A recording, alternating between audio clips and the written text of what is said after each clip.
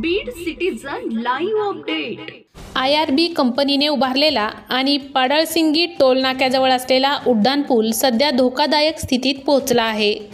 पुलावर पडलेले मोठे भगदाड आणि खोल तडे यामुळे कोणत्याही क्षणी मोठा अपघात होण्याची शक्यता निर्माण झाली आहे। पुलाखाली अहमदनगर आणि गेवराई बीडकडे जाणारे दोन्ही रस्ते जात असल्याने वाहनधारकांमध्ये भीतीचे वातावरण आहे। या पुलावरून दररोज हजारो लहान मोठी वाहने वाहतूक करतात।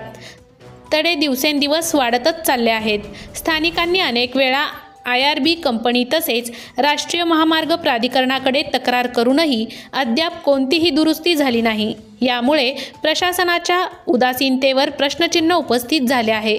या पुलाची स्थिती वारंवार तक्रारीनंतरही जसे की तैसे तशीच आहे। पुलाखाली कॉन्क्रीट सळसळलेले असून वरच्या स्लॅबला मोठा उघडा भगदाड पडलेला आहे।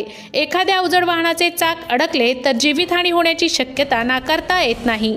स्थानिक नागरिक आणि वाहनधारकांकडून प्रशासनावर नाराजी व्यक्त होत असून पुलावरील भगदाड तात्काळ भरून दुरुस्ती करावी, पूल देखभालीसाठी विशेष पथक स्थापन करावे।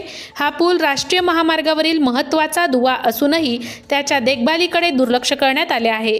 भविष्यात एखादी प्राणघातक दुर्घटना घडल्यास त्याची जबाबदारी कोण घेणार असा सवाल आता सर्वसामान्य जनतेतून केला जात आहे।